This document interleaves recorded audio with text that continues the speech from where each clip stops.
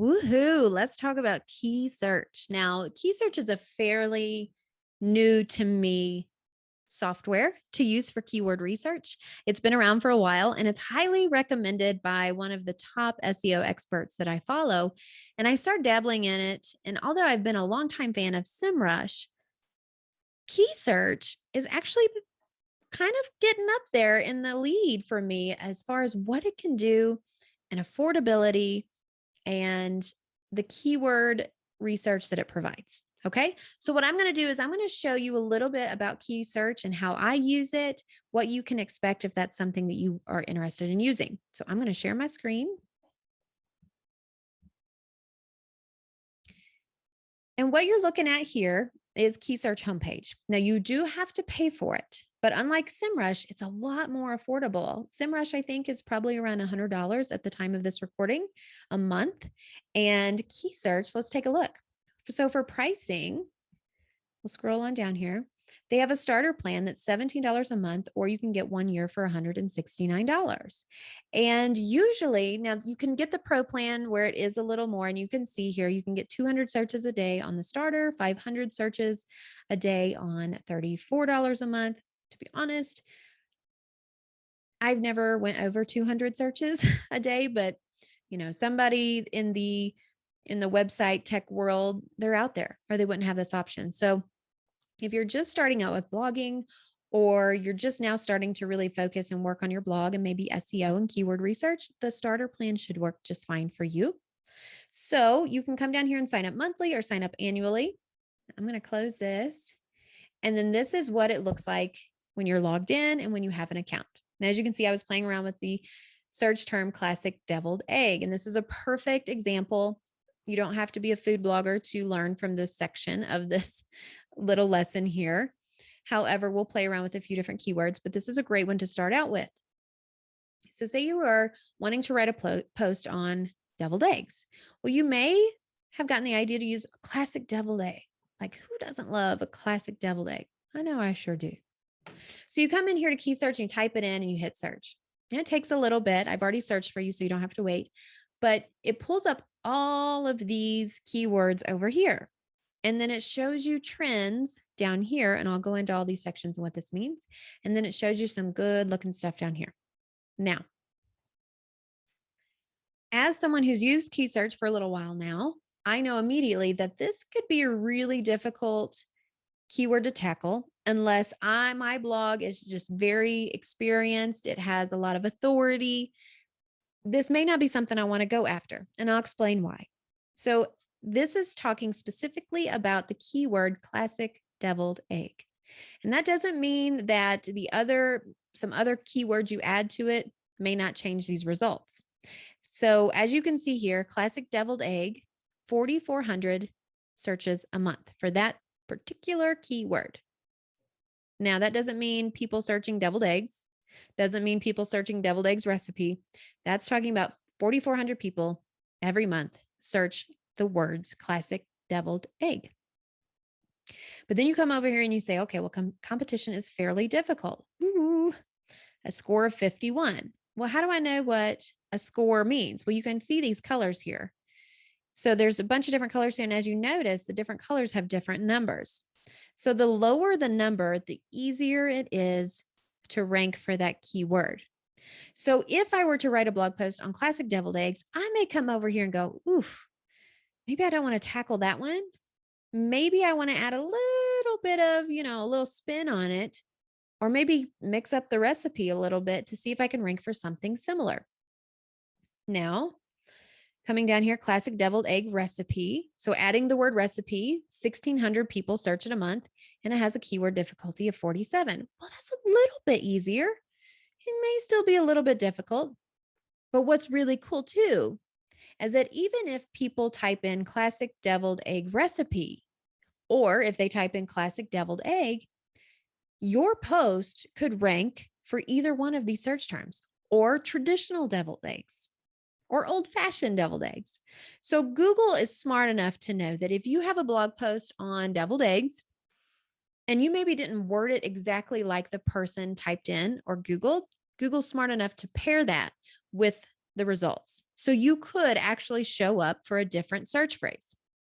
But it's a really good idea to come into a platform or software like this and kind of check some things out in case you really want to like hone in on one certain keyword to try to rank for that one specifically.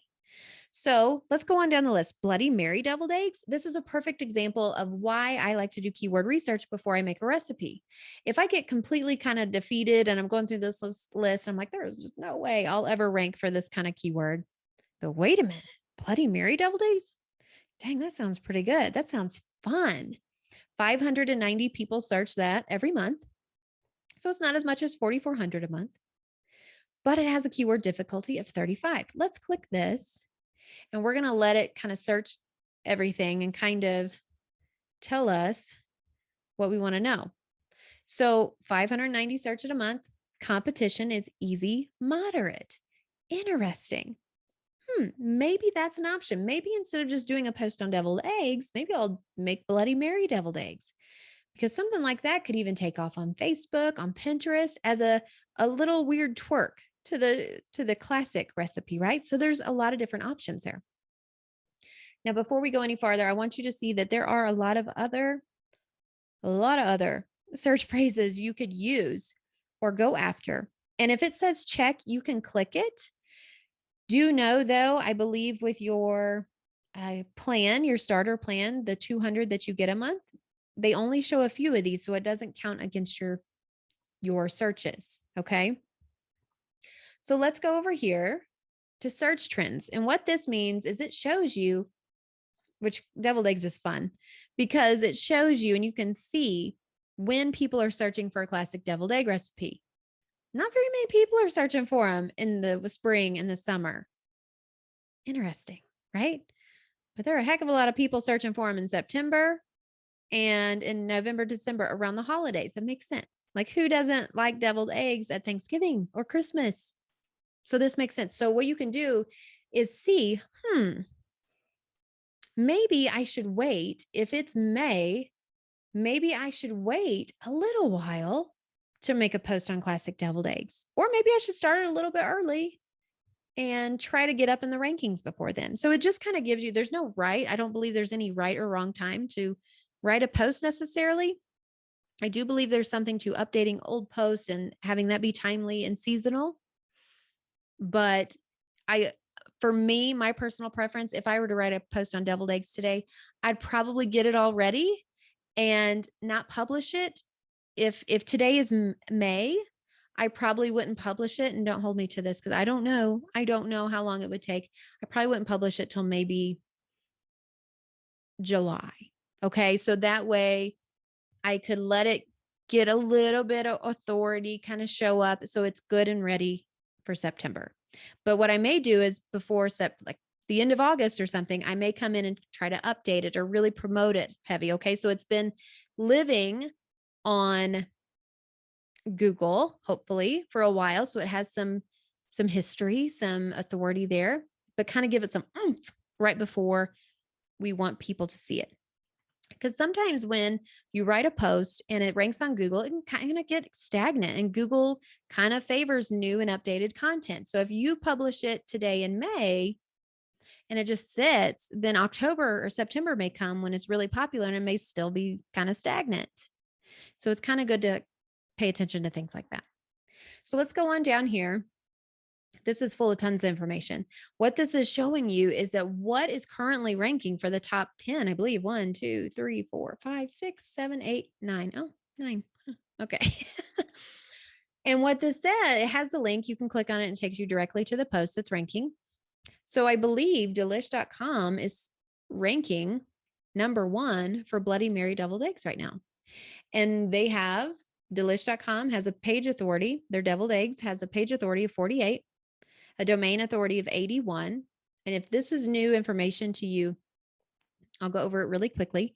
Domain authority means it's kind of a vanity metric in a way, but it's still a really good number to know to kind of guide your testing and to figure out where your site is standing compared to others.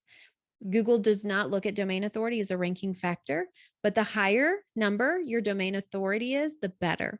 So if you're going, oh my gosh, delish.com or foodnetwork.com has a domain authority of 91, 81, your domain authority may be, if you're just starting out, maybe under 20. It may be in the 30s. I don't know. And how do you find that out? You can typically find that out in Semrush or moz.com, I believe is the URL that you can type in your domain and it'll tell you what your domain authority is. So this just kind of gives you an idea of going, oh man, I'm a brand new blogger. There is no way I'm going to outrank all these red colors. So you can see when they're red, that's usually a higher domain authority. And so you can just kind of eyeball it and kind of look and say, well, you know what? If I have a domain authority of 46, I may show up on the first page. It just may not be at the very top, which again is okay. But typically you see the most traffic when you show up in the first 1 to 3 search results. So this is a great area to look in. Now, something else I want to show you, I just found out about this and this is so cool. So I want to take you to Explore. So my website is currently in Keysearch's Explore.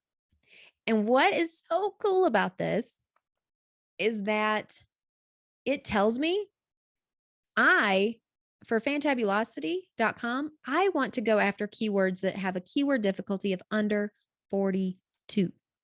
So going back over here, if I were wanting to do a post on Bloody Mary deviled eggs, classic deviled eggs is still in the system. That's a 51. Well, that's above my 43. So I'm probably not going to rank for classic deviled egg, at least right now. So that number can change absolutely over time as you gain more authority, as you get more backlinks, as you get these things, you work on your blog and get more traffic and just really improve. This number can go up and then you can start tackling more keywords that are getting more volume, that have higher difficulty and things like that. This page also shows you how many backlinks you have. It shows you what keywords you're currently ranking for, what position you're in for them. And then this is great too. So this shows backlinks and kind of shows you, it kind of shows you when I started getting more backlinks around July or June. I started really working on some things and it shot up a little bit. And then you can just keep on going down. And so this is a really nice tool to have to kind of get an idea of where your site stands and what you can go after. Again, this is a third party. It is one of the SEO experts that I listen to out there says that Keysearch is pretty accurate.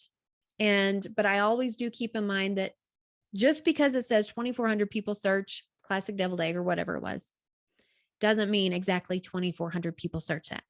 So if you go after a post, you're ranking number 1, you're like, I'm not getting that many. What's going on? Maybe this wasn't accurate. Maybe people aren't searching deviled eggs because there's an egg shortage. There's all these factors to keep in mind and remember as you're doing this kind of research. But without this kind of tool, man, we'd just be throwing spaghetti at the wall. And this kind of hones it in and kind of structures things for us a little bit more or gives us more ideas of what we can write about. Okay, so I hope that little quick overview of Keysearch is helpful. There are many more things you can use Keysearch for, like more tools. You can go to Content Assistant. If you've written your blog post already, you can paste it into this and it'll tell you words that you should use for that post to really help Google search engines notice you and rank you in some of the results. And just so much more. There's YouTube research. And so it's a really nice tool to have. It's really affordable compared to something like Semrush or some others out there. And I hope that was helpful. And I hope you learned a lot. All right. Take care.